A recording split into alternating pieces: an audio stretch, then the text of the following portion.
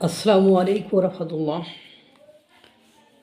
বর্তমানে যে রাজনৈতিক দলটি বাংলাদেশের সরকারের ক্ষমতায় রয়েছেন তারই একজন বিখ্যাত তারই একজন গুরুত্বপূর্ণ রাজনীতিক রিজভী সাহেব বাড়ির বোর চাদর, নিজের শাল, শাড়ি এগুলো জনসম্মুখে বয়কট করেছিলেন।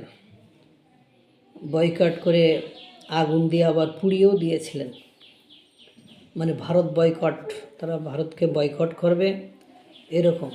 কিন্তু ক্ষমতায় যাওয়ার পরে দেখা গেল ভারতের ডিজেল, ভারতের পানি, ভারতের পেঁয়াজ, ভারতের আলু, ভারতের চাল, ভারতের ডাল এছাড়া সংসার চলছে না।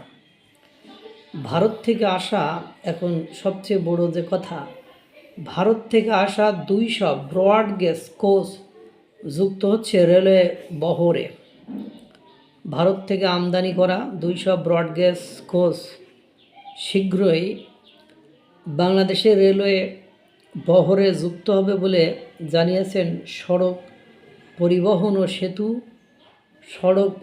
ও সেতু এবং রেলমন্ত্রী শেখ রবিউল আলম।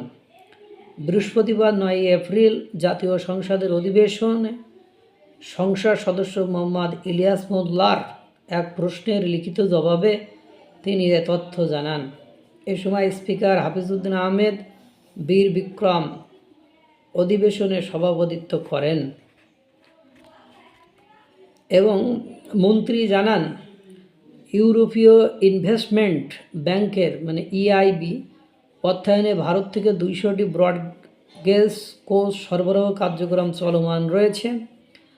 প্রকল্পের আওতায় 2026 সালে জুন থেকে 2027 সালে ডিসেম্বরের মধ্যে ধাপে ধাপে এসব কোচ বাংলাদেশের রেলওয়ে বহরে যুক্ত হবে বলে আশা করা হচ্ছে।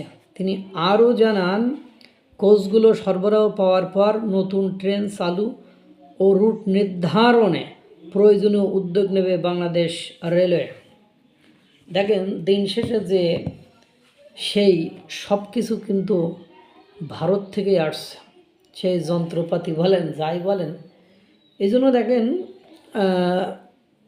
আমি প্রায় একটা কথা বলি যে বিরোধিতার জন্য বিরোধিতা না করে আমাদেরকে গঠনমূলক সমালোচনা, গঠনমূলক বিরোধিতা, গঠনমূলক আলোচনার মধ্যে থাকতে হবে। অন্যথায় আমরা দেখবেন একের পর এক নিজেদেরকে ব্যর্থ যে রাষ্ট্রগুলো রয়েছে সেই রাষ্ট্রগুলোর দিকে ধাবিত করব।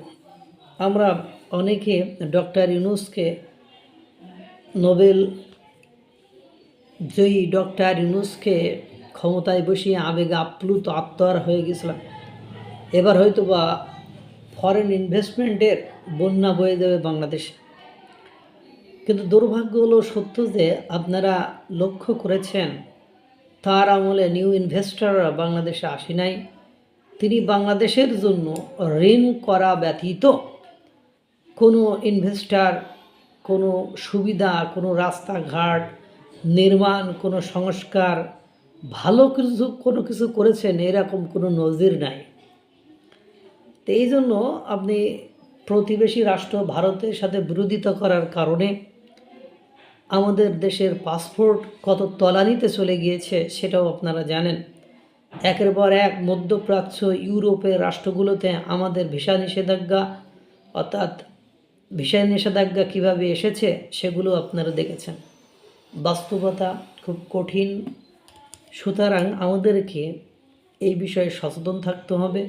দিন শেষে আপনি যেই দেখবেন সেই ভারত ছাড়া আপনি অসাল হয়ে গেছে। আল্লাহ তাআলা সকলকে ভালো রাখুক, সুস্থ রাখুক। আসসালামু আলাইকুম ওয়া রাহমাতুল্লাহ।